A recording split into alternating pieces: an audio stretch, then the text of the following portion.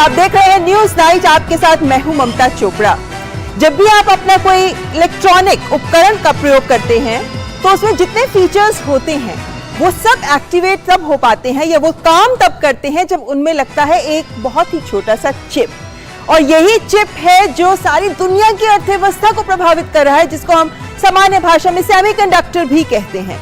और ये सेमीकंडक्टर उद्योग जो है ये ना केवल भारत या दक्षिण एशिया या एशिया या अन्य देश बल्कि पूरे विश्व के लिए कितना महत्वपूर्ण है, इस सब का अनुभव हमें हुआ जब कोविड काल सामने था और जब इन चिप्स की कमी विश्व में महसूस की गई। और तब भारत ने भी बड़ा कदम उठाया कि सेमीकंडक्टर मिशन शुरू किया गया ताकि भारत को सेमीकंडक्टर हब बनाया जाए। और इसीलिए आज जब भारत और ऑस्ट्रेलिया और अमेरिका के बीच में जब एक समझौता हुआ सेमीकंडक्टर्स को लेकर, तो वो बहुत ही महत्वपूर्ण माना जा रहा है। क्या मायने हैं इस समझौते के, क्या मायने हैं सेमीकंडक्टर उद्योग में भारत के बढ़ते कदमों के, और क्या कुछ चुनौतियां भी हैं हमारे सामने, तमाम चर्चा करेंगे इन बिंदुओं पर हम न्यूज नाइट में। लेकिन आइए शुरुआत करते हैं हेडलाइंस के साथ।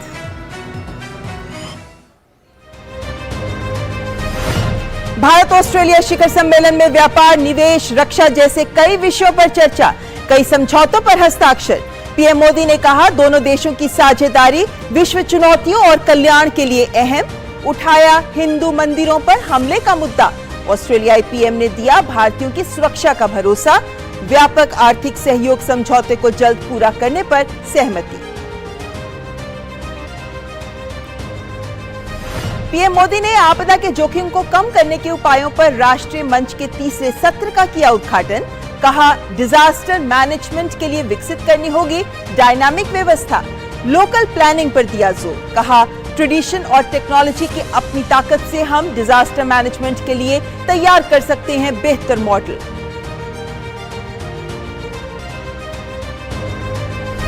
पीएम मोदी ने महिलाओं का आर्थिक सशक्तिकरण विषय पर बजट उपरांत वेबिनार को किया संबोधित।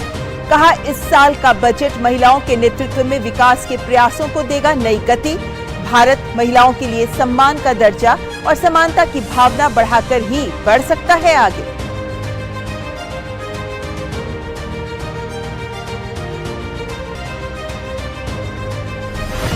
भारत और अमेरिका देंगे व्यापारिक रिश्तों को नई उड़ान। दोनों देशों की वाणिज्यिक वार्ता में सेमीकंडक्टर्स में सहयोग पर सहमति।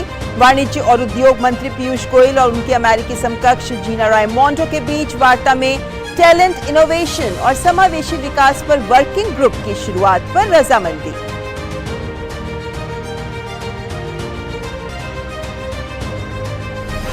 जमीन के बदले नौकरी मामले में लालू यादव के करीबियों पर कसा शिकंजा। दिल्ली और पटना में कई जगहों पर ईडी की छापेमारी। शराब नीति घोटाले में मनीष सिसोदिया को राहत नहीं। अदालत ने 7 दिन की ईडी रिमांड में भेजा। ईडी ने कहा सिसोदिया के बयान में विरोधाभास। मनी ट्रेल का पता लगाने के साथ ही खोलनी है साजिश की परतें। पीएम मोदी को बदनाम करने वाले विदेशी मीडिया पर बरसे सूचना और प्रसारण मंत्री अनुराग सिंह ठाकुर। कहा एजेंडा चला रहे विदेशी मीडिया संस्थानों से हमें लोकतंत्र समझने की जरूरत नहीं। राहुल गांधी पर लगाया विदेशी धरती पर भारत को बदनाम करने, देश को तोड़ने और जहर फैलाने का आरोप।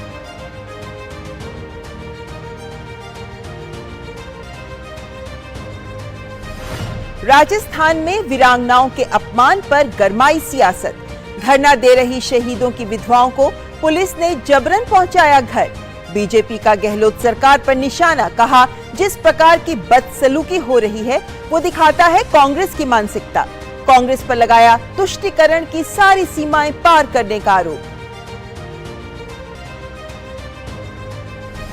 अहमदाबाद टेस्ट में ख्वाजा और कैमरन ग्रीन की बदौलत ऑस्ट्रेलिया की पहली पारी 480 रन पर समाप्त। आर अश्विन का कमाल, बने बॉर्डर गावस्कर ट्रॉफी के इतिहास में सबसे ज्यादा विकेट लेने वाले गेंदबाज।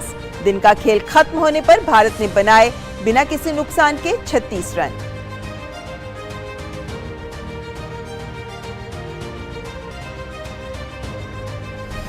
खेल मंत्री अनुराग सिंह ठाकुर ने दिल्ली में की खेलो इंडिया 10 का दम कार्यक्रम की शुरुआत। 10 राज्यों में 10 अलग अलग खेलों में 10,000 से ज्यादा महिला खिलाड़ी ले रही हैं हिस्सा। अनुराग सिंह ठाकुर ने कहा कार्यक्रम का उद्देश्य खेल के माध्यम से महिलाओं को सशक्त बनाना।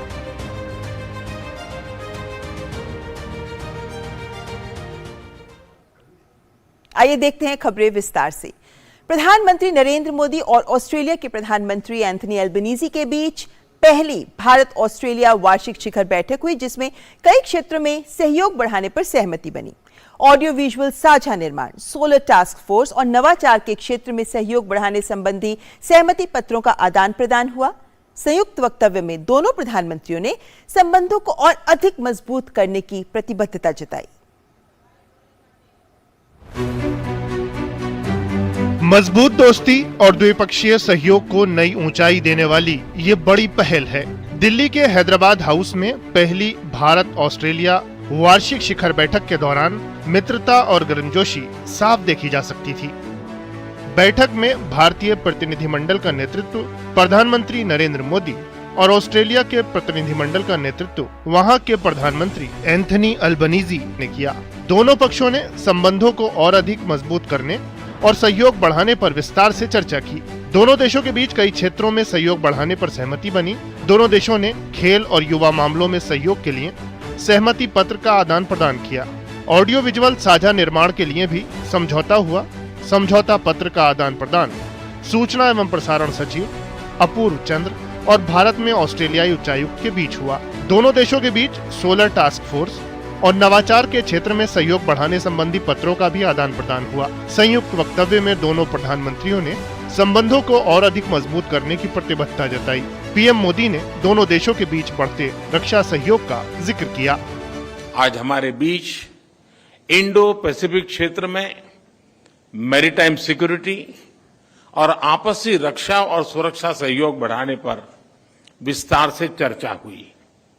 रक्षा के क्षेत्र में हमने पिछले कुछ सालों में उल्लेखनीय एग्रीमेंट्स किए हैं, जिनमें एक दूसरे की सेनाओं के लिए लॉजिस्टिक्स सपोर्ट भी शामिल है। प्रधानमंत्री मोदी ने ऑस्ट्रेलिया में मंदिरों पर हमले की घटनाओं को चिंताजनक बताया। उन्होंने इस मामले को अपने ऑस्ट्रेलियाई समकक्ष के सामने रखा। ऑस्ट्रेलिया के पीएम ने उन्हें जरूरी कदम उठाने का आश्वासन दिया। यह खेद का विषय है कि पिछले कुछ सप्ताहों से ऑस्ट्रेलिया में मंदिरों पर हमलों की खबरें नियमित रूप से आ रही है। स्वाभाविक है कि ऐसे समाचार भारत में सभी लोगों को चिंतित करते हैं, हमारे मन को व्यथित करते हैं। हमारी इन भावनाओं और चिंताओं को मैंने प्रधानमंत्री अल्बनीजी के समक्ष रखा और उन्होंने मुझे आश्वस्त किया है कि भारतीय समुदाय की सेफ्टी उनके लिए विशेष प्राथमिकता है। इस विषय पर हमारी टीम्स नियमित संपर्क में रहेगी और यथासंभव सहयोग करेगी।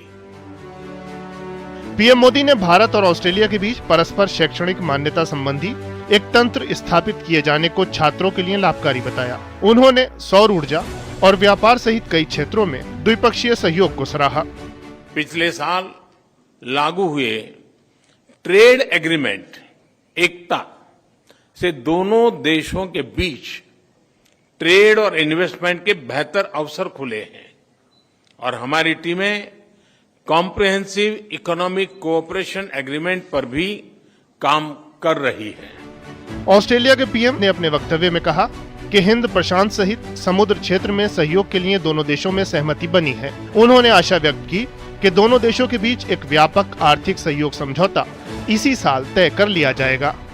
We also agreed on an early conclusion of our ambitious, comprehensive economic cooperation agreement as soon as possible, and I'm hopeful that we'll be able to finalise that this year. This transformational deal will realise the full potential of the bilateral economic relationship, creating new employment opportunities and raising living standards for the people of both Australia and India. Australia के प्रधानमंत्री ने दोनों देशों के बीच हुए audio visual साझा निर्माण समझौते को अहम बताया।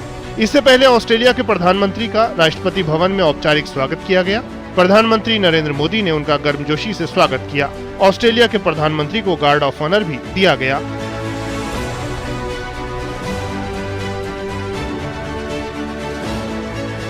ऑस्ट्रेलिया के पीएम ने राजघाट पहुंचकर बापू को श्रद्धांजलि भी अर्पित की। अमृतपाल सिंह, सुधीर यादव और गिरीश निशाना के साथ ब्यूरो रिपोर्ट, डीडी न्यूज।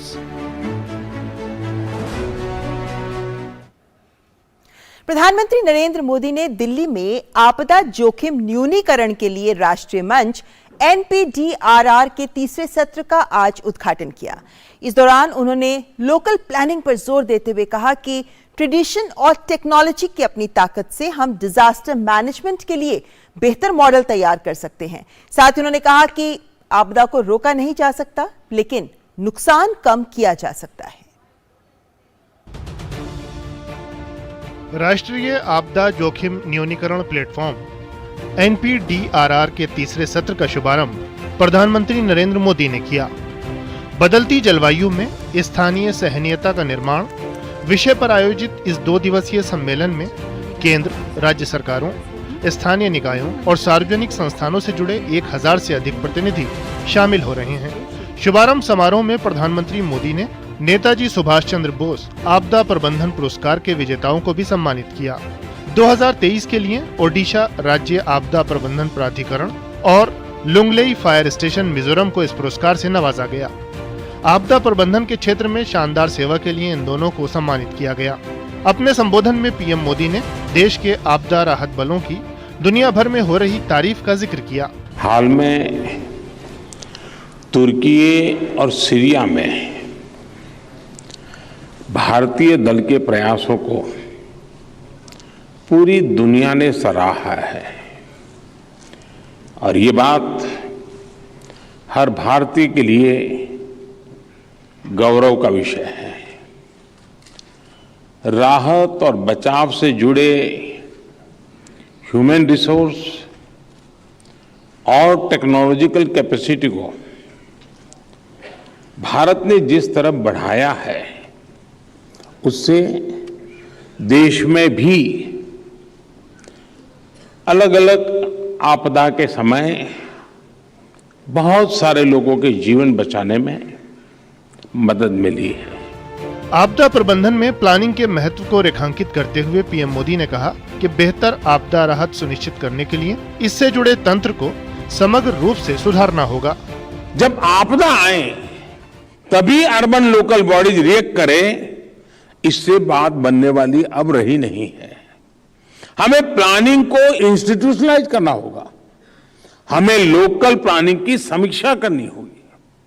हमें इमारतों के निर्माण के लिए, नए इंफ्रास्ट्रक्चर प्रोजेक्ट्स के लिए आपदा प्रबंधन को ध्यान में रखते हुए नई गाइडलाइंस बनानी होगी।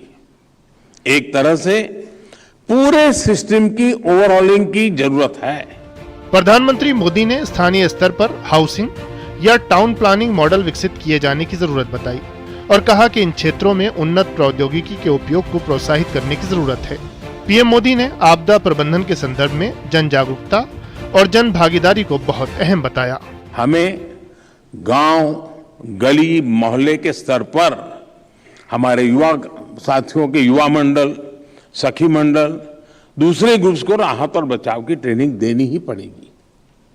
आपदा मित्रों, एनसीसी, एनएसएस, पूर्व सैनिकों की ताकत, उनको भी अगर हम कोई डेटा बैंक बना करके उनकी शक्ति का कैसे उपयोग कर सकते हैं, इसका कम्युनिकेशन की व्यवस्था बनानी होगी। केंद्रीय गृह मंत्री अमित शाह ने आपदा प्रबंधन के क्षेत्र में प्रधानमंत्री मोदी के नेतृत्व में हुए कार्यों का उल्लेख किया। उन्होंने कहा कि इन प्रयासों के अच्छे नतीजे सामने आए हैं। पहले पूरी सरकारी मशीनरी का, चाहे वो केंद्र सरकार हो चाहे राज्य सरकार हो, उसका दृष्टिकोण राहत केंद्रित दृष्टिकोण था। ज्यादा से ज्यादा पुनर्वसन केंद्रित दृष्टिकोण था। प्रधानमंत्री जी के इनिशिएटिव के कारण इन 9 साल के अंदर अर्ली वार्निंग, सक्रिय निवारण, मिटिगेशन और पूर्व तैयारी आधारित डिजास्टर रिस्क रिडक्शन, ये अप्रोच में जो बदलाव आया है, इसके बहुत अच्छे हमें परिणाम मिले हैं। इस अवसर पर पीएम मोदी ने एक प्रदर्शनी का भी शुभारंभ किया। ध्यान रहे कि राष्ट्रीय आपदा जोखिम न्यूनीकरण प्लेटफॉर्म के इस सत्र का विषय प्रधानमंत्री मोदी द्वारा घोषित 10 सूत्रीय एजेंडा के साथ जोड़ा गया है, ताकि तेजी से बदलते आपदा जोखिम परिदृश्य के संदर्भ में स्थानीय क्षमताओं का निर्माण किया जा सके। NPDRR दरअसल आपदा जोखिम न्यूनीकरण के क्षेत्र में अवसरों का पता लगाने के लिए भारत सरकार द्वारा गठित एक बहुहितधारक मंच है। सुधाकर दास के साथ ब्यूरो रिपोर्ट, डीडी न्यूज। प्रधानमंत्री नरेंद्र मोदी ने आज महिलाओं के आर्थिक सशक्तिकरण और केंद्रीय महिला और बाल विकास मंत्रालय ने इस मुद्दे पर जो वेबिनार को आयोजित किया है उसी को संबोधित भी किया। और इस दौरान प्रधानमंत्री नरेंद्र मोदी ने कहा कि देश में हर क्षेत्र में महिलाओं की भागीदारी बढ़ी है। विमेन लेड डेवलपमेंट के लिए सरकार के प्रयासों को रेखांकित करते हुए प्रधानमंत्री ने कहा कि नारी शक्ति भारत की प्रगति की गति को बढ़ाने में महत्वपूर्ण भूमिका निभा रही है। केंद्रीय बजट 2023 में घोषित तमाम पहलों और योजनाओं के तेजी से और बेहतर तरीके से लागू करने के लिए सुझाव और विचार आमंत्रित करने के लिए पीएम मोदी लगातार वेबिनार कर रहे हैं। इस क्रम में शुक्रवार को पीएम मोदी ने महिलाओं का आर्थिक सशक्तिकरण विषय पर वेबिनार को संबोधित किया।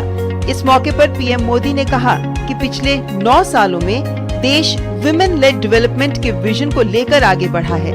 भारत ने अपने बीते वर्षों के अनुभव को देखते हुए वुमेन डेवलपमेंट से वुमेन लेड डेवलपमेंट के प्रयासों को वैश्विक मंच पर ले जाने का प्रयास किया है।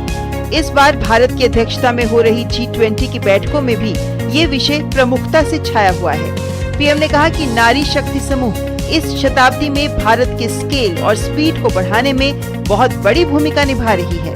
पिछले कुछ वर्षों में भारत ने जिस प्रकार विमेन एम्पावरमेंट के लिए काम किया है, आज उसके परिणाम नजर आने लगे हैं।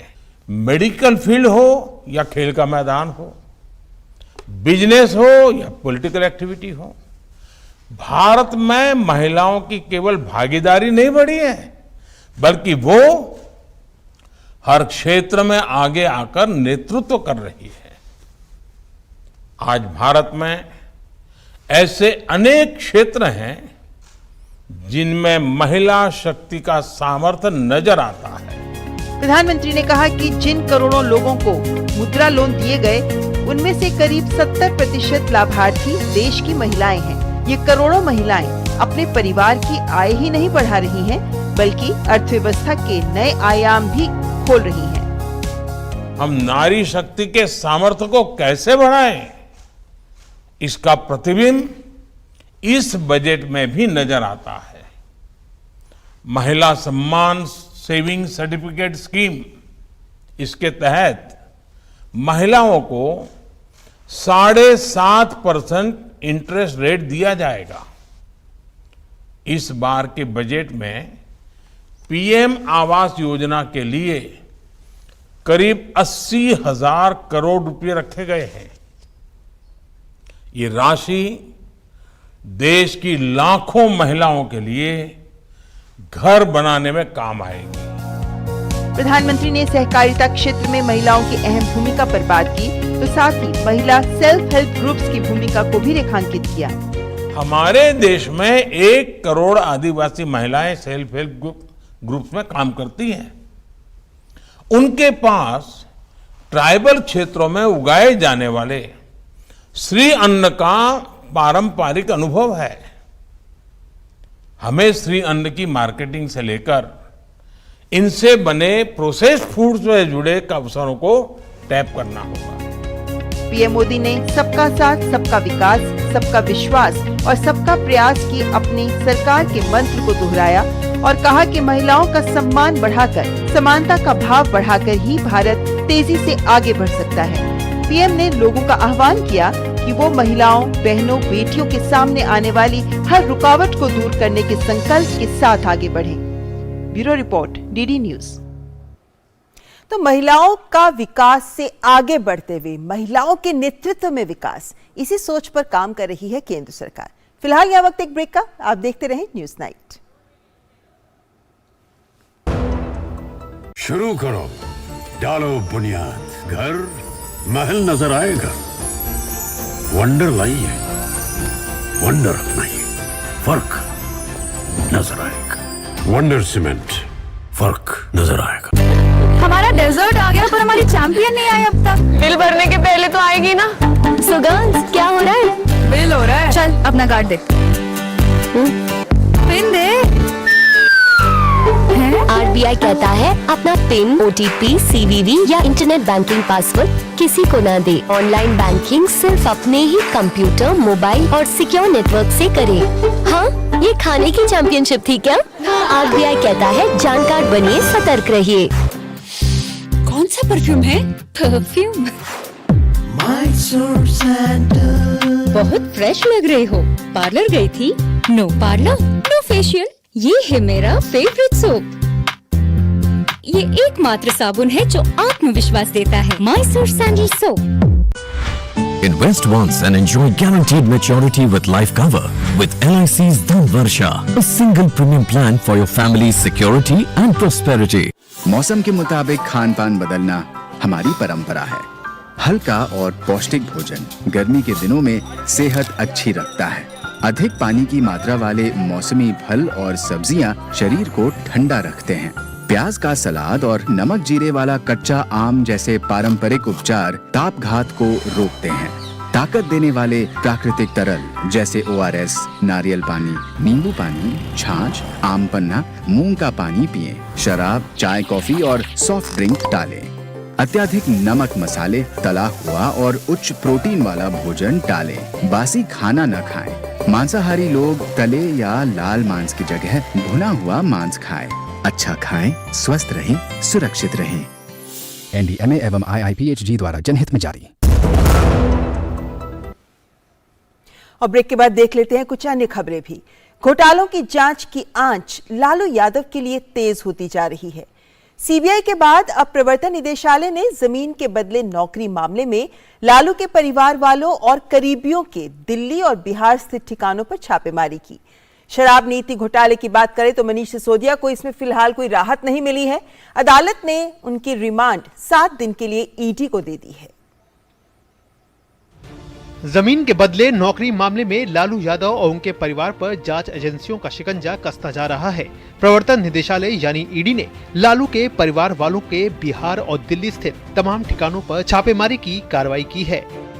ईडी ने शुक्रवार को मनी लॉन्ड्रिंग के मामले में एक साथ छापेमारी की। ईडी की छापेमारी में दिल्ली में लालू प्रसाद की बेटियों के आवास, गुरुग्राम में एक प्राइवेट बिल्डर के दफ्तर समेत बिहार में अलग अलग शहरों में चली। लालू परिवार के करीबी रहे पूर्व राजद विधायक सैयद अबू दोजाना के आवास पर फुलवारी शरीफ में छापेमारी की गई। अब दोजाना लालू परिवार के करीबी हैं और पटना के सगुना मोड़ स्थित बन रहे बिहार के सबसे बड़े मॉल का काम देख रहे थे। अबू दोजाना पर लालू परिवार की कई और कारोबारी गतिविधियों में शामिल होने के आरोप लगते रहे हैं। बिहार के पूर्व मुख्यमंत्री लालू प्रसाद यादव के समधी जितेंद्र यादव के गाजियाबाद स्थित आवास पर भी ईडी की टीम ने छापा मारा। बीजेपी ने इस मामले में लालू परिवार पर निशाना साधा है। लालू प्रसाद जी चारा घोटाले में कन्विक्टेड हैं, कई सप्लायर्स कन्विक्टेड हैं, कई ऑफिसर्स कन्विक्टेड हैं। ये सब सीबीआई इंक्वायरी कब हुई थी, चार्जशीट कब फाइल हुआ था? जब देवेगौड़ा भारत के प्रधानमंत्री थे। उस सरकार को कौन समर्थन दे रहा था? लालू प्रसाद जी की उस समय की पार्टी। तो आप भ्रष्टाचार करिएगा तो जो सरकार आपके खंभों पर खड़ी है वो भी नहीं बचा पाएगी, क्योंकि कोर्ट ने मॉनिटरिंग किया, कोर्ट ने इंक्वायरी किया, कोर्ट ने आपको सजा दिया। दरअसल लालू प्रसाद के रेल मंत्री रहने के दौरान नौकरी के बदले जमीन मामले में लालू प्रसाद के परिवार और उनके परिवार के खिलाफ लगातार कार्रवाई की जा रही है। कुछ दिनों से सीबीआई ने लालू प्रसाद, पत्नी राबड़ी देवी, बेटी मीसा भारती सहित कुछ करीबियों से पूछताछ की है। आरोप है कि 2004-2009 के दौरान रेल मंत्री रहते हुए लालू परिवार को रेलवे में ग्रुप डी में नौकरी के बदले लोगों द्वारा तोहफे में या कम दाम में जमीन दी गई। आरोप है कि लालू यादव और उनके परिवार ने कथित तौर पर 7 लोगों को जमीन के बदले रेलवे में नौकरी दी थी। उधर दिल्ली के शराब घोटाले में मनीष सिसोदिया को राहत मिलती नहीं दिख रही। सीबीआई के बाद सिसोदिया को ईडी ने भी गिरफ्तार किया है। ईडी की ओर से शुक्रवार को सिसोदिया को अदालत में पेश किया गया, जहां अदालत ने उन्हें 7 दिन की रिमांड पर भेज दिया है। शराब नीति में मनी लॉन्ड्रिंग के आरोपों को लेकर ईडी के अधिकारियों के मुताबिक सिसोदिया अपने जवाब में टाल मटोल कर रहे थे और जांच में सहयोग नहीं कर रहे थे। वहीं सीबीआई से जुड़े मामले में सिसोदिया की जमानत याचिका पर राउस एवेन्यू कोर्ट में 21 मार्च को सुनवाई होगी। बीजेपी इस मामले में लगातार केजरीवाल सरकार पर हमला कर रही है। किसी के ऊपर इतने गंभीर आरोप शराब घोटाले के लगे जिसमें दिल्ली के उप मुख्यमंत्री गिरफ्तार किए गए हैं, अन्य लोगों को गिरफ्तार किया गया है। ये तो वही है कि घोटाला भी करते हैं और खुद ही अपने आप को ईमानदार भी बताते हैं, जजमेंट भी खुद ही सुनाने की बात करते हैं। क्या देश की कानून व्यवस्था पर उनका विश्वास खत्म हो गया है? उनको जांच में पूरा सहयोग देना चाहिए और देश के सामने दूध का दूध पानी का पानी हो जाए। वहीं दिल्ली आबकारी नीति मामले में बीआरएस नेता के कविता से ईडी कल पूछताछ करेगी। ईडी ने आबकारी नीति में कथित अनियमितताओं से जुड़े धन शोधन के मामले में कविता को समन भेजकर दिल्ली में 9 मार्च को उपस्थित होने के लिए कहा था, लेकिन उन्होंने 11 मार्च को पेशी का अनुरोध किया था। नीरज सिंह और विकास सारथी के साथ bureau report, DD news. Rahul Gandhi अपनी विदेश यात्रा के दौरान दिए गए बयानों को लेकर सत्तारूढ़ पार्टी के निशाने पर हैं। सूचना एवं प्रसारण मंत्री अनुराग सिंह ठाकुर ने राहुल गांधी के बयानों की कड़ी निंदा करते हुए कहा कि वे माओवादी और जिहादियों की भाषा बोल रहे हैं। साथ ही केंद्रीय मंत्री ने विदेशी मीडिया पर प्रधानमंत्री नरेंद्र मोदी के खिलाफ दुष्प्रचार फैलाने का आरोप लगाया। विदेश में जाकर दिए गए लोकतंत्र और देश विरोधी बयानों को लेकर राहुल गांधी लगातार बीजेपी के निशाने पर हैं। तमाम केंद्रीय मंत्री और बीजेपी नेता लगातार इस मामले में राहुल गांधी पर हमला कर रहे हैं। सूचना एवं प्रसारण मंत्री अनुराग सिंह ठाकुर ने राहुल गांधी के बयान की कड़ी निंदा करते हुए कहा कि राहुल गांधी विदेशी शक्ति परस्त, माओवादी और जिहादियों की भाषा बोल रहे हैं और कांग्रेस पार्टी को उनके इन बयानों पर अपना पक्ष साफ करना चाहिए।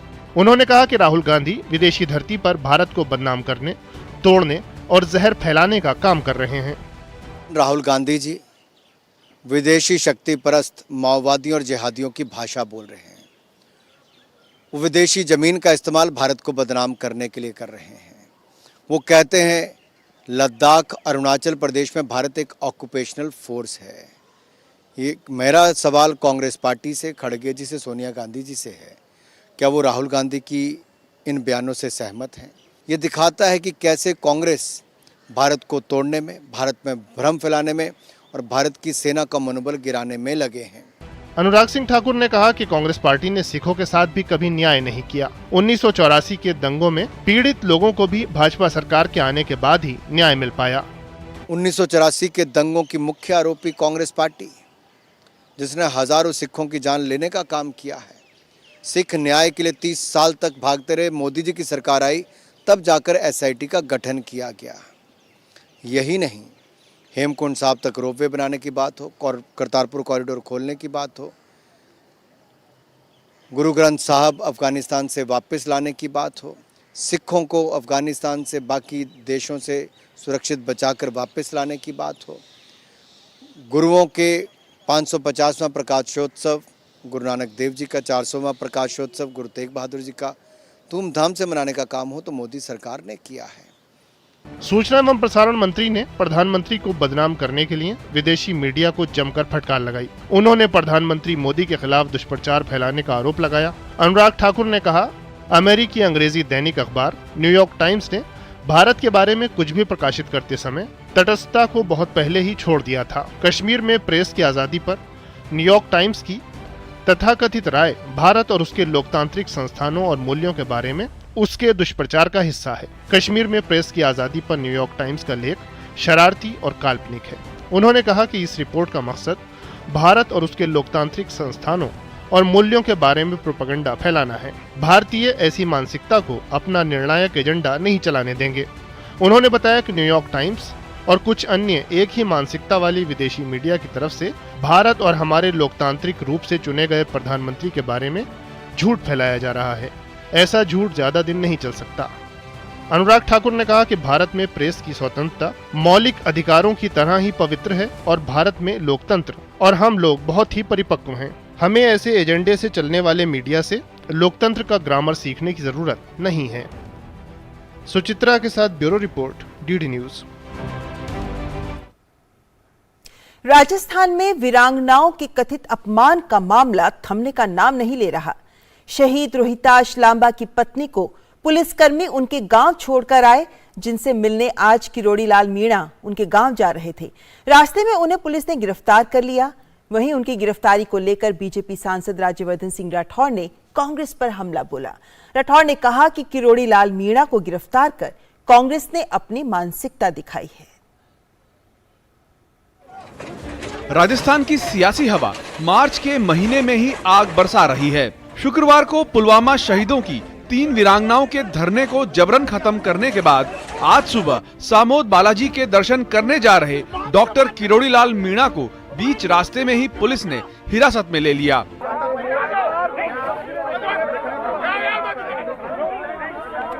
किरोड़ी लाल मीणा ने पुलिस पर बदसलूकी करने का आरोप लगाया है। मीणा ने ट्वीट किया, पुलिस का एक सांसद के साथ में ये कैसा व्यवहार है। हिरासत में लेने के लिए मेरे साथ धक्का मुक्की और हाथापाई की गई, मेरे कपड़े फाड़ दिए गए। सरकार कान खोल कर सुन ले, इस तानाशाही के बाद मैं झुकने और रुकने वाला नहीं हूँ। शहीदों की वीरांगनाओं को हर हाल में न्याय दिलवा कर रहूंगा। मीणा की गिरफ्तारी की खबर फैलते ही सांसद के समर्थक सड़कों पर उतरने लगे। विरोध में जयपुर आगरा नेशनल हाईवे और लालसोट दौसा हाईवे पर जाम लग गया। तबीयत खराब होने के बाद किरोड़ी लाल मीणा को एसएमएस अस्पताल लाया गया, जहां सैकड़ों समर्थक भी पहुंच गए। बीजेपी नेता राजेंद्र राठौर भी राज्यसभा सांसद से मिलने एसएमएस अस्पताल पहुंचे और गहलोत सरकार पर निशाना साधा। ऐसे कोई दुर्दांत आतंकवादी के साथ जैसा व्यवहार नहीं होता। जिस राजस्थान में खुले में आतंकवादी अपनी गतिविधियां कर रहे हैं, उसमें एक जनप्रतिनिधि के साथ इस प्रकार का व्यवहार लगातार आज उनकी तबीयत काफी खराब इस कारण से हुई है। उनके संग जिस प्रकार से धक्का मुक्की हुई। इससे पहले जयपुर में धरना दे रही वीरांगनाओं को पुलिस ने देर रात 3 बजे जबरन उठा लिया और वीरांगनाओं को उनके घरों तक अलग अलग एम्बुलेंस में भेजा गया। वहीं उनके परिजनों सहित 8 लोगों को भी गिरफ्तार कर लिया गया है। समझाइश किए जाने के बावजूद भी नहीं मान रहे थे, इस वजह से आज इनको सुबह 9 व्यक्तियों को गिरफ्तार किया गया है, जो अभी थाने पर मौजूद हैं, जिनका मेडिकल कराया जाएगा और मेडिकल करवाए जाकर इनको कार्यपालक मजिस्ट्रेट के यहाँ पेश किया जाएगा। राजस्थान में पुलवामा के शहीदों की पत्नियों के साथ पुलिस की कथित बदसलूकी की घटना की गूंज दिल्ली में भी गूंजी। भाजपा ने अशोक गहलोत सरकार पर जमकर हमला बोला। राजस्थान में जिस तरह से वीरांगनाओं का, बलिदान परिवारों का जो अपमान हो रहा है, जिस तरह से उनके साथ बदसलूकी हो रही है, वो मानसिकता दिखाती है कांग्रेस पार्टी की। कांग्रेस पार्टी लगातार, जहां तक राष्ट्रीय सुरक्षा की बात रही है, हमेशा सेना का तिरस्कार करा है। बता दें कि वीरांगनाएं 3 मुख्य मांगों को लेकर 5 दिन से कांग्रेस नेता सचिन पायलट के घर के बाहर धरने पर बैठी थीं। उनका आरोप है कि राज्य सरकार के मंत्रियों ने जो घोषणाएं की थी, उन्हें सरकार ने पूरा नहीं किया। कि हम बोलते हैं ना तो पीछे नहीं हटते हैं, मंत्री ऐसे खेलते हैं और 20 मिनट बाद में ही घोषणा करके पीछे हटते हैं, तो हम नहीं मान सकते। जान निकल जाएगी, पर हम तो बिल्कुल लिखित में चाहिए हमारे को। तो ना तो कांग्रेस से मतलब है, ना जनता पार्टी से मतलब। हमारी मांगे पूरी कर दो, हमारी सरकार बोल के आई है, उस मांगों को पूरी कर दो। हमारे को तो कोई सा भी नेता नहीं चाहिए। वहीं पूरे मामले में राज्य सरकार का रुख और प्रदेश के मुख्यमंत्री अशोक गहलोत के बयानों ने इस मामले में आग में घी डालने का काम किया है। Bureau report, DD news. और बात बिहार की, जहां कानून व्यवस्था पर लगातार ये सवालों के घेरे में है। राज्य के विभिन्न जिलों में होली के दौरान कई हिंसक घटनाएं हुई। इनमें कम से कम 3 लोगों की मौत हो गई तथा कई अन्य घायल हो गए। राजधानी पटना में विभिन्न स्थानों पर हुई झड़पों में 12 लोगों को गिरफ्तार किया गया, 7 हथियार और 1 एयरगन बरामद की गई। वहीं जमुई जिले के सिकंदरा नगर पंचायत मुख्यालय में होली के दिन गाड़ी पर रंग डालने के विवाद में 2 गुटों के बीच मारपीट हो गई, जिसमें 1 बच्ची और 1 महिला समेत 5 लोग घायल हो गए। पश्चिम चंपारण के मझौलिया थाना क्षेत्र में 2 पक्षों में हुई मारपीट में 1 दर्जन से अधिक लोग घायल हो गए। समस्तीपुर जिले के बिथान थाना क्षेत्र के पुसहो गांव में एक महिला की अज्ञात लोगों ने गोली मारकर हत्या कर दी। बताया जाता है कि मृतका रेखा देवी का होली को लेकर कुछ लोगों से विवाद हुआ था।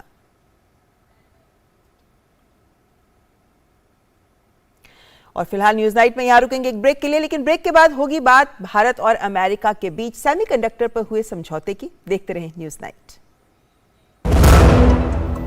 शुरू करो डालो बुनियाद, घर महल नजर आएगा। वंडर लाइए, वंडर अपनाइए, फर्क नजर आएगा। वंडर सीमेंट, फर्क नजर आएगा। अपना कर्तव्य निभाएं, समय पर अपना एडवांस टैक्स जमा कराएं। अपने सम्मान के लिए भी और राष्ट्र निर्माण के लिए भी आपके एडवांस टैक्स से देश का आर्थिक और सामाजिक विकास हो रहा है।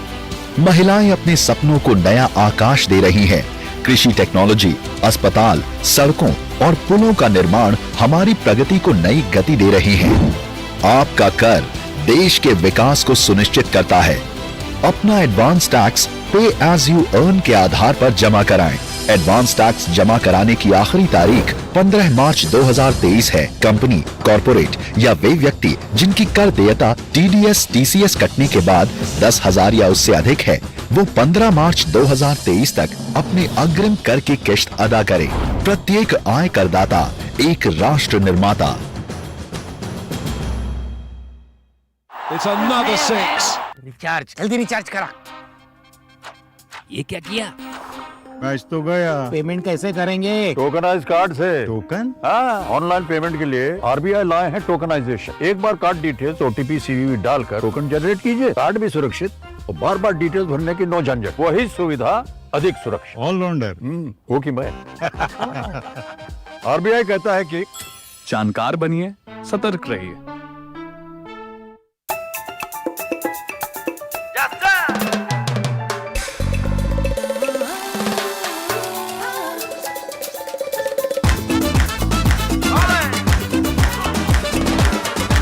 त्वचा का एक वादा, माइसोर सैंडल गोल्ड अपने अंदर की खूबसूरती को जगाइए।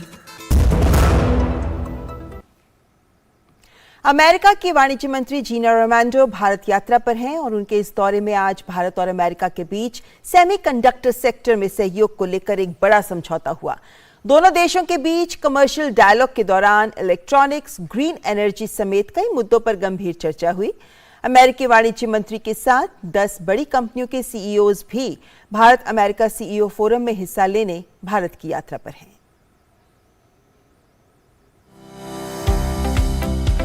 भारत और अमेरिका के बीच कारोबारी संबंधों को एक और नई उड़ान शुक्रवार को नजर आई, जब दोनों देश सेमीकंडक्टर सेक्टर में सहयोग पर सहमत हो गए हैं। अमेरिका की वाणिज्य मंत्री जीना रोमैंडो उच्च स्तरीय व्यापारिक प्रतिनिधिमंडल के साथ अपनी 4 दिनों की भारत यात्रा पर 7 मार्च को दिल्ली पहुंची।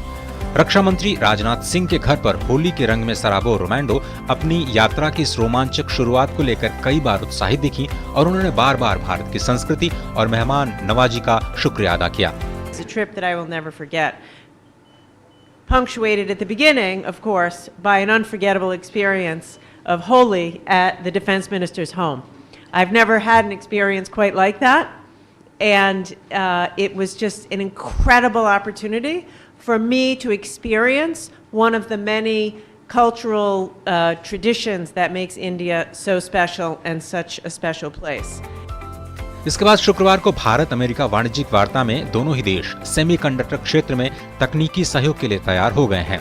3 सालों के बाद एक बार फिर से दोनों देशों ने कमर्शियल डायलॉग की शुरुआत करने का फैसला लिया है। कमर्शियल डायलॉग 2023 में भारत और अमेरिका ने सेमीकंडक्टर सप्लाई चेन और इनोवेशन पार्टनरशिप पर हस्ताक्षर किए। दोनों देश सेमीकंडक्टर सेक्टर में सप्लाई चेन को मजबूत करने और विविधीकरण पर सहयोग को सहमत हो गए हैं। भारत और अमेरिका दोनों का मानना है कि सेमीकंडक्टर की सप्लाई के लिए चीन और ताइवान पर निर्भर रहना किसी के भी हित में नहीं है। अमेरिकी चिप्स एंड साइंस एक्ट और भारत के सेमिकॉन मिशन के बीच सहयोग करने पर भी दोनों देश सहमत हुए। दोनों देशों के बीच टैलेंट, इनोवेशन और समावेशी विकास पर एक नए वर्किंग ग्रुप की शुरुआत की गई है, जो स्टार्टअप्स, MSME सेक्टर, कौशल विकास और उद्यमिता को बढ़ावा देने पर काम करेगा। साथ ही दोनों देश travel and tourism working group को दोबारा शुरू करने पर भी सहमत हुए हैं, जो दोनों देशों को और करीब ले आएगा। साथ ही इंडो पैसिफिक रीजन में क्लीन एनर्जी मार्केट को बढ़ावा देने के लिए Bharat America energy industry network बनाने का भी ऐलान। तो कई पहलुओं पर भारत और अमेरिका के बीच सहयोग की बात हुई है, लेकिन सबसे बड़ी बात जो निकलकर सामने आई है वो है सेमीकंडक्टर को लेकर, क्योंकि 21वीं सदी में अगर हम हमारे अस्तित्व की ही बात करते हैं तो सेमीकंडक्टर बहुत महत्वपूर्ण कारक बन जाता है आधुनिक विश्व के लिए। इसे न्यू ऑयल, नए तेल की भी बात कही जा रही है। जितना महत्वपूर्ण तेल है उतना ही शायद ये महत्वपूर्ण हो रहा है और अगले 10 सालों में अनुमान है कि ये 10 ट्रिलियन की इंडस्ट्री हो जाएगी। Artificial intelligence, cloud computing, electric vehicles, ये तमाम ऐसे मसले हैं, ऐसे पहलू हैं जिनके कारण सेमीकंडक्टर्स का महत्व बढ़ गया है। तो आइए आपको बताते हैं कि ये सेमीकंडक्टर्स आखिर है क्या, इस उद्योग से जुड़ी बड़ी बात है। सबसे पहली बात कि इस उद्योग के 3 बड़े हिस्से होते हैं। पहला डिजाइन, जिसमें फैबुलस फर्म्स होती हैं जो इसका निर्माण करती है, जो डिजाइनिंग करती हैं। पहला पार्ट है डिजाइन करना। उसके बाद आता है विनिर्माण यानी मैन्युफैक्चर। फाउंड्रीज कहलाते हैं वो स्ट्रक्चर्स, वो इंफ्रा जो बनाते हैं, जो इनका विनिर्माण करते हैं। और फिर असेंबल यानी हिस्से जोड़ना। इसमें इंटीग्रेटेड सर्किट्स की पैकेजिंग करना, टेस्टिंग करना इत्यादि वो सब इसमें शामिल होता है। लेकिन विश्व की अगर हम बात करते हैं तो विश्व में एक तरीके की चिप स्पर्धा है हमारे सामने। ये चिप स्पर्धा कैसे प्रोत्साहन पैकेजेस के जरिए स्पष्ट समझी जा सकती है। जैसे दिसंबर 2021 में भारत ने $10 बिलियन यानी लगभग 76,000 करोड़ रुपए के पैकेज, इंसेंटिव पैकेज की बात की। तो वहीं उसके मात्र 2 महीने बाद ही फरवरी के अंदर ही यूरोपियन यूनियन ने 43 बिलियन यूरो की घोषणा कर दी। ये भी इंसेंटिव यानी सब्सिडी की घोषणा की इस इंडस्ट्री के लिए। तो वहीं अगर आप देखें तो अगस्त 2022 यानी 3-4 महीनों के बाद ही अमेरिका ने भी $52 बिलियन की इंसेंटिव की घोषणा इस उद्योग के लिए कर दी, क्योंकि यह दिखाता है कि किस तरीके से इस उद्योग की महत्ता को समझा गया। सभी देश तैयार हो गए कि हम अपने देश में ही एक इकोसिस्टम को सामने लेकर आए। लेकिन आगे बढ़े, अगर आपके सामने इसकी महत्ता की ही बात करें कि आखिर क्यों, कितना महत्वपूर्ण क्यों है ये सेमीकंडक्टर इंडस्ट्री, तो आप समझिए कि मैकिन्से की एक रिपोर्ट कहती है कि $600 बिलियन का बाजार है ये। तो पहली बात, एक बहुत बड़ा बाजार है सेमीकंडक्टर का और 2030 तक इसके $1 ट्रिलियन का अनुमान जताया गया है। तो इतने बड़े बाजार में हर देश चाहता है कि उसकी उपस्थिति हो। लेकिन आगे बढ़े तो एक और बड़ा कारक महत्ता का है, सेमीकंडक्टर उद्योग का महत्ता का है नियंत्रण, यानी वैश्विक अर्थव्यवस्था पर जो प्रभाव है इसका। क्योंकि तमाम इलेक्ट्रॉनिक उपकरणों की बात करें, स्मार्ट उपकरणों की बात करें, उन सब के लिए ये सेमीकंडक्टर चिप बेहद महत्वपूर्ण है। इसके अलावा जो इंटीग्रेटेड सर्किट्स होते हैं उनका अगर आप विश्व व्यापार की बात करते हैं तो कुल विश्व व्यापार का मात्र 4% ही है ये। लेकिन दुनिया में जिस उत्पाद का सबसे ज्यादा कारोबार किया जाता है वो ये सेमीकंडक्टर चिप्स ही हैं, इसलिए इनकी महत्ता बहुत ज्यादा है। लेकिन आपके सामने अगर अलग अलग देशों की बात करें, क्योंकि विश्व में बहुत ज्यादा देश नहीं है जो सेमीकंडक्टर क्षेत्र में काम कर रहे हैं, जो अग्रणी देश हैं, अगर आपके सामने हम दिखाएं तो आप देख सकते हैं कि कैसे अमेरिका, यूरोपीय यूनियन, चीन, जापान, ताइवान, दक्षिण कोरिया और अन्य यानी नीदरलैंड जैसे देश भी हैं जो इस पे काम कर रहे हैं। लेकिन वक्त के साथ 2000 में आप देखिए, 2020 और फिर 2030 इसका अनुमान दिखाया गया है। 2000 के अंदर आप देखते हैं तो दक्षिण कोरिया धीरे धीरे इसका क्षेत्र कम होता गया, इसकी पैठ कम होती गई। ताइवान का आप देख सकते हैं कि कैसे ताइवान लगभग अपना मार्केट शेयर बनाए रखा है इसने, लेकिन जापान थोड़ा कम हुआ। लेकिन आप देख सकते हैं कैसे चीन अपना चीन का जो पैठ है इस मार्केट में वो बढ़ती चली गई है।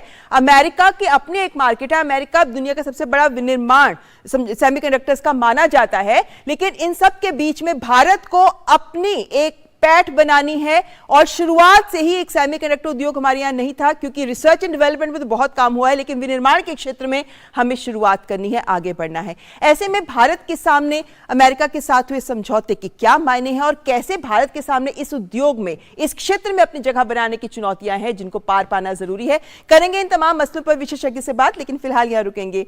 यहाँ पर आपको हम बताएंगे इससे जुड़े एक विशेष के बारे में, क्योंकि आज की हमारी चर्चा का विषय यही है और आज का हमारा विशेष कह रहा है सेमीकंडक्टर समझौता, भविष्य की उड़ान।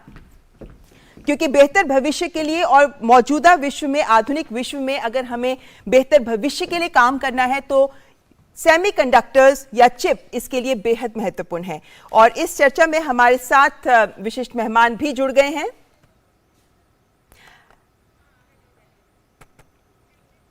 हमारे साथ जुड़ गए हैं प्रसून शर्मा जी, जो फाउंडर और सीईओ हैं WUS के, जो IIT कानपुर के द्वारा इंक्यूबेटेड स्टार्टअप है। प्रसून जी, बहुत बहुत स्वागत है आपका। नमस्कार। प्रसून जी, अगर हम भारत के लिए देखते हैं तो जैसा मैंने पहले बताया कि रिसर्च के क्षेत्र में, रिसर्च एंड डेवलपमेंट, R&D के क्षेत्र में तो भारत काम करता रहा है, लेकिन अब हम इसका उत्पादन करने का देश बनना चाहते हैं, सेमीकंडक्टर हब बनना चाहते हैं। ऐसे में भारत का अमेरिका के साथ जो समझौता हुआ है, ये किन मायनों में सार्थक साबित हो सकता है? इसकी अहमियत क्या है भारत के सेमीकंडक्टर हब बनने के लक्ष्य को लेकर?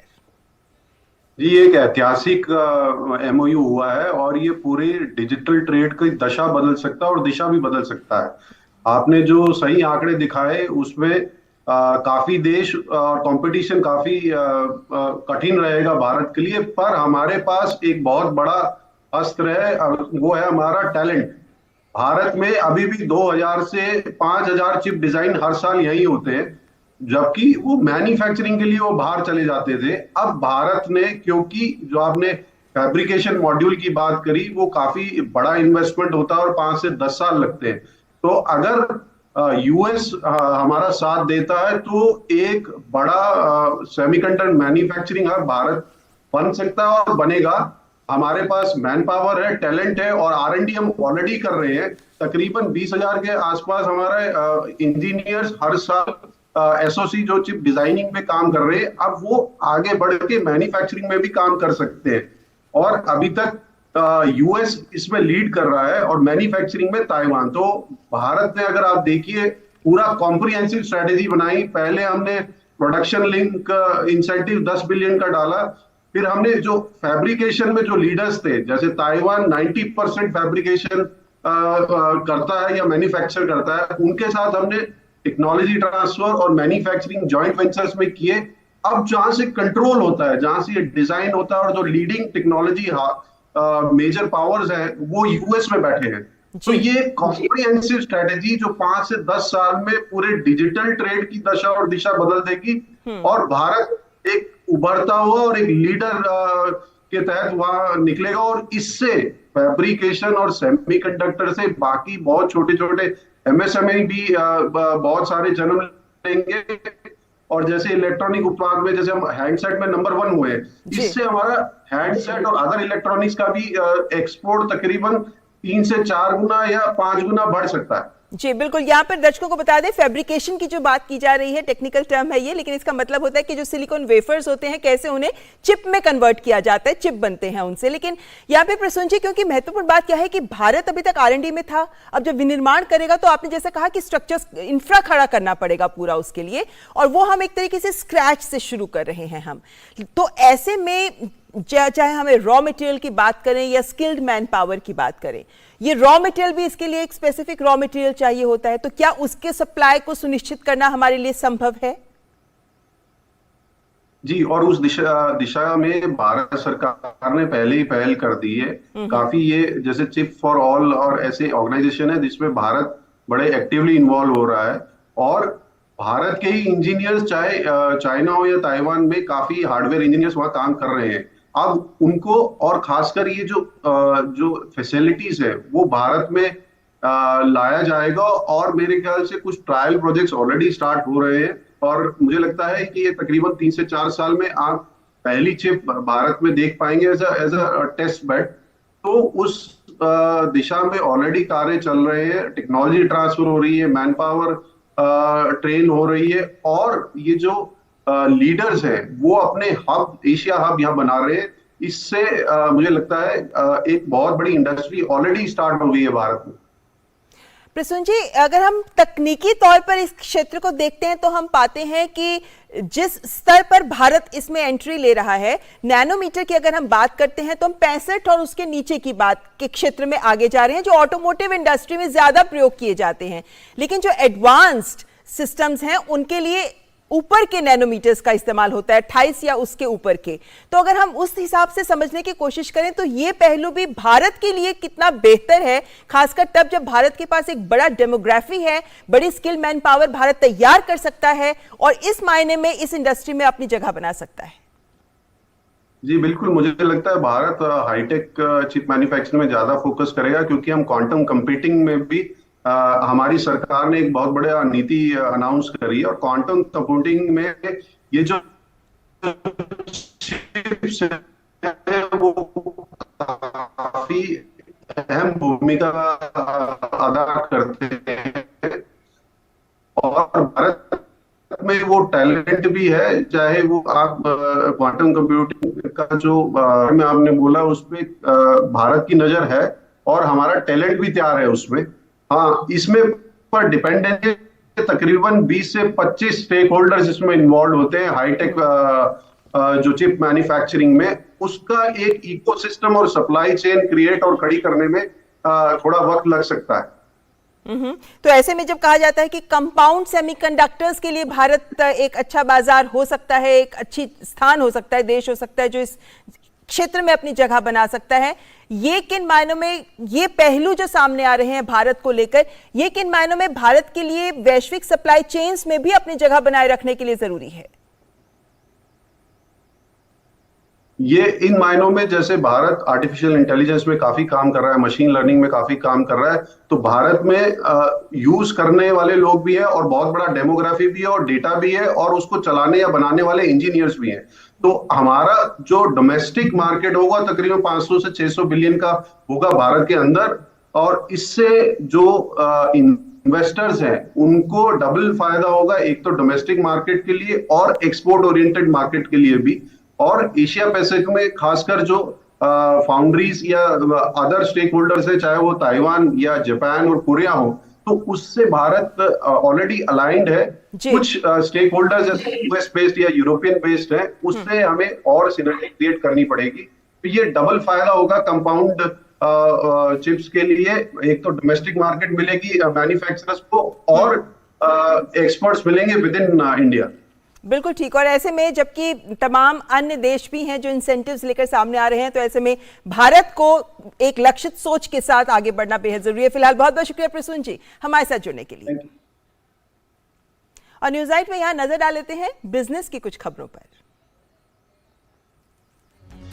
उद्योग और वाणिज्य मंत्री पीयूष गोयल ने विश्वास व्यक्त किया है कि इस वर्ष देश से वस्तु और सेवा निर्यात बढ़कर $750 अरब हो जाएगा। उन्होंने कहा कि चालू वित्त वर्ष में फरवरी तक का कुल निर्यात पिछले पूरे वित्त वर्ष के मुकाबले अधिक रहा है।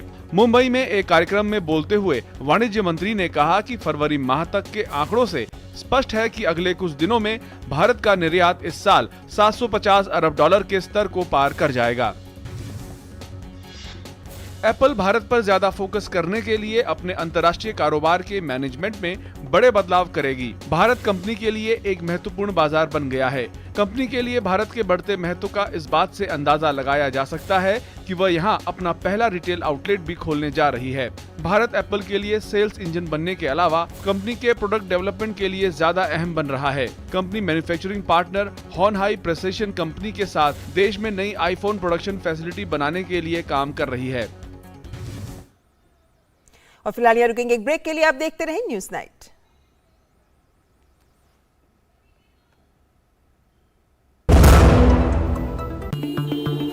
Sir 50,000 advance. और इतना कैश तो हम नहीं लाए। और आज बैंक भी बंद है। इलाज है डिजिटल पेमेंट का आसान सा ढूंढ। लेकिन अरे घबराइए मत, सावधानी के साथ करेंगे तो कोई साइड इफेक्ट भी नहीं होगा। फोन लाइए मुझे, यहाँ फोन लगाइए। डिजिटल पेमेंट से लेन देन हो सकता है, आसान, सुरक्षित और तेज। मैंने तो इन्हें डिजिटल पेमेंट सिखा दिया है। आपने, क्योंकि आरबीआई कहता है कि डिजिटल पेमेंट अपनाओ, औरों को भी सिखाओ। कौन सा परफ्यूम है? परफ्यूम बहुत फ्रेश लग रही हो। पार्लर गई थी? No parlour, no facial. ये है मेरा फेवरेट सोप। ये एकमात्र साबुन है जो आत्मविश्वास देता है। Mysore sandal soap.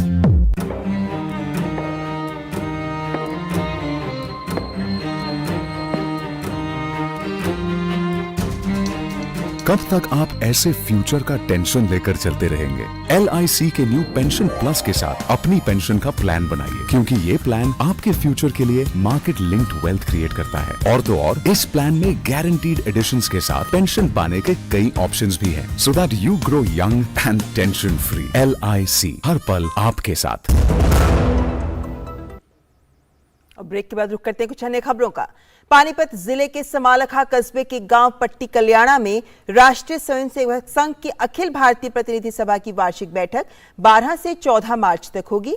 इस 3 दिवसीय बैठक की जानकारी सभा द्वारा आयोजित पत्रकार वार्ता में दी गई। अखिल भारतीय प्रचार प्रमुख सुनील आंबेकर ने बताया कि इस 3 दिवसीय कार्यक्रम में देश भर से करीब 1400 कार्यकर्ता शामिल होंगे। बैठक में 2022-2023 के संघ कार्य की समीक्षा और आगामी वर्ष की संघ कार्य योजना पर चर्चा होगी। जब भी सारे कार्यकर्ता एकत्रित आते हैं तो वर्तमान परिस्थिति के बारे में उनके जो ज़मीन के अनुभव है उसके बारे में वो अपनी बातें यहाँ पर रखते हैं और उसकी समीक्षा भी यहाँ पर होती है। उनमें से भी जो कुछ मुद्दे होते हैं जिन पर आगे कुछ और कार्य होने चाहिए, इसके बारे में भी विचार विमर्श होता है। कई विषयों पर यहाँ पर चर्चा होगी और जब सारे प्रतिनिधि आते हैं कार्यकारी मंडल में तो वो अपने अपने अनुभवों के आधार पर या वो कई सारे विषय यहाँ पर उठाते हैं और सारे लोग मिलकर चर्चा करके, क्योंकि सभी विषयों पर तो प्रस्ताव नहीं आएगा, तो कोई 1-2 विषयों पर यहाँ पर निश्चित रूप से प्रस्ताव आएगा। केंद्रीय युवा मामले और खेल मंत्री अनुराग सिंह ठाकुर ने आज दिल्ली के जवाहरलाल नेहरू स्टेडियम में खेलो इंडिया 10 का दम कार्यक्रम की शुरुआत की। शुक्रवार को केंद्रीय खेल मंत्री अनुराग सिंह ठाकुर ने खेलो इंडिया 10 का दम कार्यक्रम का उद्घाटन किया। अंतर्राष्ट्रीय महिला दिवस के अवसर पर आयोजित इस कार्यक्रम के तहत देश भर में 10 राज्यों में 10 अलग अलग खेलों में 10,000 से ज्यादा खिलाड़ी हिस्सा लेंगी। केंद्रीय खेल मंत्री ने कहा कि खेलों में महिलाओं की भागीदारी लगातार बढ़ती जा रही है। उन्होंने कहा कि खेलों के माध्यम से ही महिला सशक्तिकरण की दिशा में भी कदम बढ़ाया जा रहा है। एम्पावरिंग वुमेन थ्रू स्पोर्ट्स, महिलाओं का सशक्तिकरण खेलों के माध्यम से एक शुरुआत है। खेलों के क्षेत्र में महिलाओं को और आगे बढ़ाने के लिए तो 10 का दम यानी कि 10 राज्यों में 10 अलग अलग खेलों में 10,000 से ज़्यादा महिला खिलाड़ियों को भागीदारी सुनिश्चित करने के लिए। इस प्रतियोगिता के अंतर्गत महिला खिलाड़ी 10 अलग अलग खेलों में अपनी चुनौती पेश करेंगी। इन 10 खेलों में खो खो, वुशु, कुश्ती, तलवारबाजी, तीरंदाजी, तैराकी, बास्केटबॉल, जूडो, एथलेटिक्स और योगासन शामिल हैं। 10 से 31 मार्च तक आयोजित होने वाले इस कार्यक्रम का उद्देश्य विभिन्न खेलों में महिलाओं की भागीदारी बढ़ाना है। सुचित्रा, डीडी न्यूज़, नई दिल्ली। और न्यूज़ एंड के अंत में हम आपको छोड़े जा रहे हैं कुछ अन्य खबरों के साथ, तो आप देखिए ये खबरें तेज रफ्तार में। हमारी पूरी टीम को दीजिए इजाजत। नमस्कार। राष्ट्रपति द्रौपदी मुर्मू ने जवाहरलाल नेहरू विश्वविद्यालय के दीक्षांत समारोह में मुख्य अतिथि के तौर पर भाग लिया। राष्ट्रपति ने कहा कि शिक्षा के क्षेत्र में जवाहरलाल नेहरू विश्वविद्यालय ने सराहनीय काम किया है। आशा है कि भविष्य में भी यह शिक्षण संस्थान ऐसे ही ज्ञान का दीप प्रज्वलित करता रहेगा। कार्यक्रम में राष्ट्रपति के अलावा केंद्रीय मंत्री धर्मेंद्र प्रधान सहित कई गणमान्य हस्तियों ने भाग लिया। केंद्रीय गृह एवं सहकारिता मंत्री अमित शाह ने शुक्रवार को वीडियो कॉन्फ्रेंसिंग के माध्यम से लगभग 154 करोड़ रुपए की लागत वाले अहमदाबाद नगर निगम और अहमदाबाद शहरी विकास प्राधिकरण के विभिन्न विकास कार्यों का ई लोकार्पण किया। चांदखेड़ा, साबरमती, शेला, थलतेज और सरखेज में स्मार्ट स्कूलों सहित कई अन्य विकास कार्य इनमें शामिल हैं। विदेश मंत्री डॉक्टर एस जयशंकर ने नई दिल्ली में ऑस्ट्रेलिया के प्रधानमंत्री एंथनी अल्बनीजी से मुलाकात की। अल्बनीजी 4 दिवसीय दौरे पर भारत आए हैं। केंद्रीय स्वास्थ्य मंत्री मनसुख मांडविया ने देश में H3N2 इन्फ्लुएंजा वायरस के बढ़ते मामलों को लेकर समीक्षा बैठक की। राज्यों को अलर्ट रहने और स्थिति की बारीकी से निगरानी करने के लिए एडवाइजरी जारी की गई है। केंद्र सरकार स्थिति से निपटने के लिए राज्यों के साथ मिलकर काम कर रही है और सभी स्वास्थ्य उपायों के लिए तत्पर है। केंद्रीय स्वास्थ्य एवं परिवार कल्याण मंत्रालय ने शुक्रवार को बताया कि H3N2 से हरियाणा और कर्नाटक में एक व्यक्ति की मृत्यु होने की पुष्टि की गई है।